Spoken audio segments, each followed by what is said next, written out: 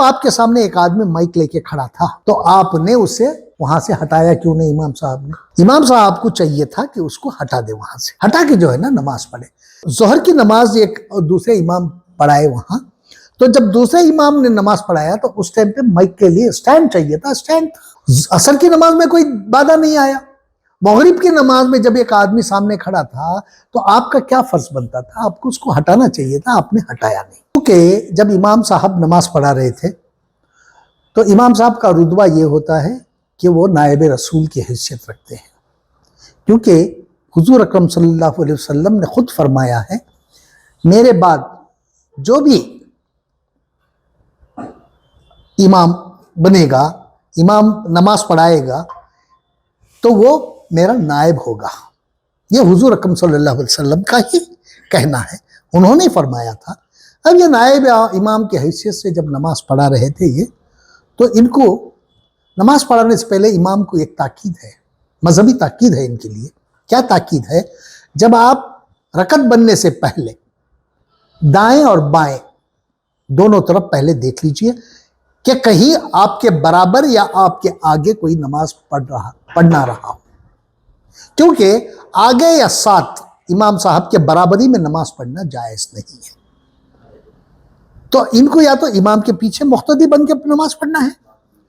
تو جب آپ کو یہ حکم ہے کہ دائیں بائیں دیکھنے کے بعد آپ رکعت بنیں گے، جب آپ کے سامنے ایک آدمی مائک لے کے کھڑا تھا تو آپ نے اسے وہاں سے ہٹایا کیوں نہیں؟ امام صاحب نے، امام صاحب کو چاہیے تھا کہ اس کو ہٹا دے، وہاں سے ہٹا کے جو ہے نا نماز پڑھے۔ اور ظہر کی نماز ایک دوسرے امام پڑھائے وہاں، تو جب دوسرے امام نے نماز پڑھایا تو اس ٹائم پہ مائک کے لیے سٹینڈ چاہیے تھا، سٹینڈ تھا۔ عصر کی نماز میں کوئی بادھا نہیں آیا۔ مغرب کی نماز میں جب ایک آدمی سامنے کھڑا تھا تو آپ کا کیا فرض بنتا تھا؟ آپ کو اس کو ہٹانا چاہیے تھا، آپ نے ہٹایا نہیں۔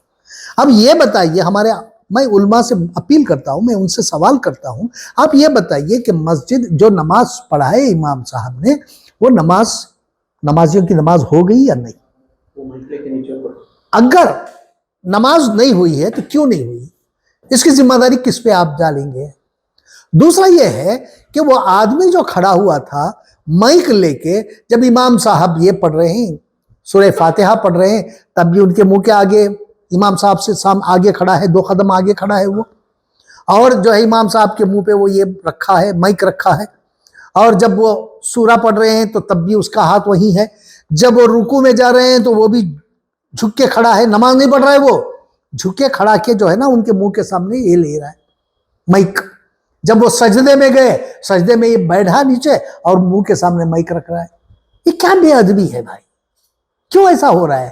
جبکہ آپ کو معلوم ہے کہ نماز کس طرح سے پڑھنی چاہیے اور نماز کس طرح سے پڑھانی چاہیے۔ آپ سب کچھ سکھانے والے ہیں، ہم لوگوں کو عقل بولنے والے ہیں، مذہب کے تعلق سے ہمیں بتانے والے ہیں آپ لوگ۔ اگر آپ لوگ یہ ایسی غلطی کریں گے تو پھر دوسرے کیا کریں گے؟ عام مسلمان کو کیا معلوم ہوگا؟ کب تک ایسی حرکتیں ہوتے رہیں گے؟